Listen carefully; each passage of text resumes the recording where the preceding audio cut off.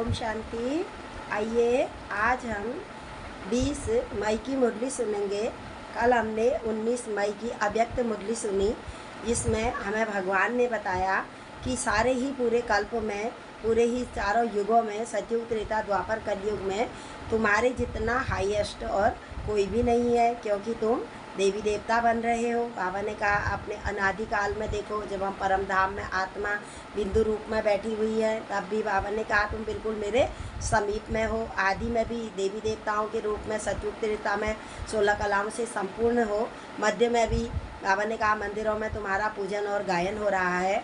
और इस संगम युग पर भी, इस कलयुगी घोर कलयुग दुनिया से परमात्मा ने हमें हटाकर अपने संगम युग में बैठा करके अपना बच्चा बना दिया और ब्राह्मण ऊंच कुल का बना दिया। तो बाबा ने कहा ऐसे रूहानी नशे में तुम रहते हो, अगर ऐसे रूहानी नशे में रहोगे तो बाबा ने कहा अपार खुशियाँ भी रहेंगी और शक्तियाँ भी मिलती रहेंगी, क्योंकि इस समय परमात्मा का कार्य चला हुआ है। परमात्मा स्वयं इस समय अवतरित हुए हैं। तो परमात्मा ने कहा शिव शक्तियाँ और पांडव, 5 पांडवों का भी गायन है। तो बाबा ने कहा तुम शिव शक्ति और पांडवों के द्वारा ही यह कार्य एक सहज रीति से परमात्मा का यह कार्य चल रहा है। बाबा ने कहा माताएं, दुनिया में कहते हैं कि माताएं कुछ भी नहीं कर सकती है, 2-4 माताएं मिल करके भी एक कार्य को नहीं कर सकती हैं, लेकिन परमात्मा ने कहा, परमात्मा ने माताओं को ही आगे रखा और पूरा ही कहते हैं कि बाबा ने ही महिलाओं को आगे रखा। और बाबा ने कहा ज्ञान कलश भी महिलाओं के ही सिर में रखा, क्योंकि निमित्त महिलाओं को ही बनाया।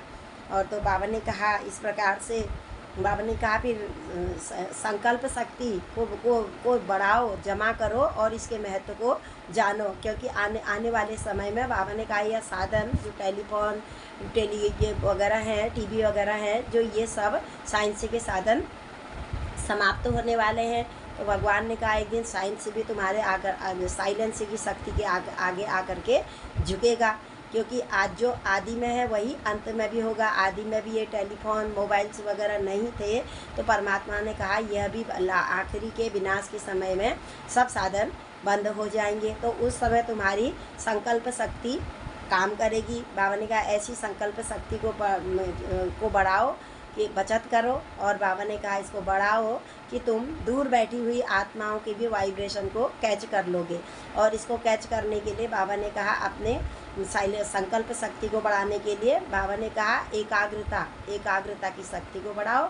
और मनोबल, जिसको मनोबल कहा जाता है, यानी कि मन को एकाग्रता की शक्ति से, संकल्प की शक्ति से बल मिलता है। ये कल हमें भगवान ने अव्यक्त मुरली में सुनाया।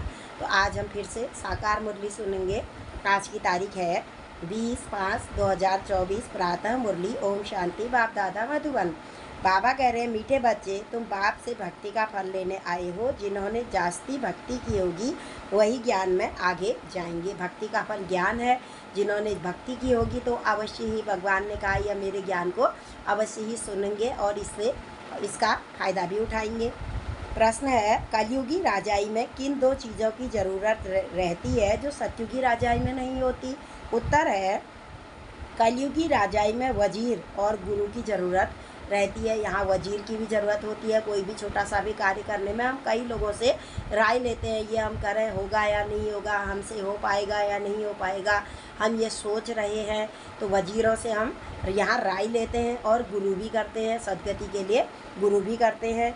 तो भगवान ने बताया तो सतयुग में वह दोनों ही चीज़ें नहीं होती, न गुरु होते हैं और न वजीर होते हैं, क्योंकि सभी की आत्मिक ज्योति जली हुई है।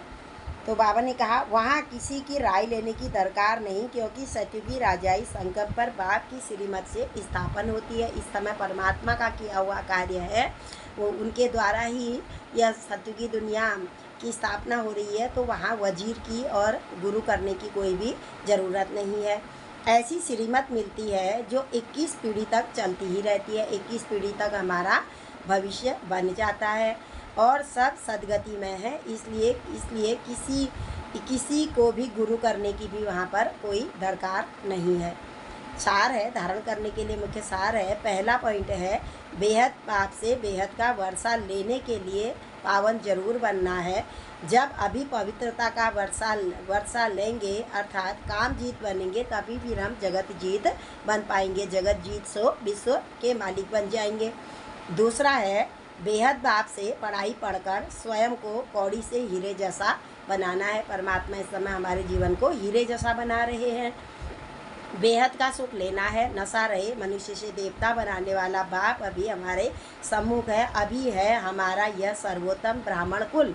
यही नशा रहे कि इस समय हम उच्च कुलीन ब्राह्मण बन रहे हैं। आज का मधुर वरदान है भगवान का हमारे लिए, ज्ञान संपन्न दाता बन, ज्ञान से संपन्न दाता बन, सर्व आत्माओं के प्रति शुभ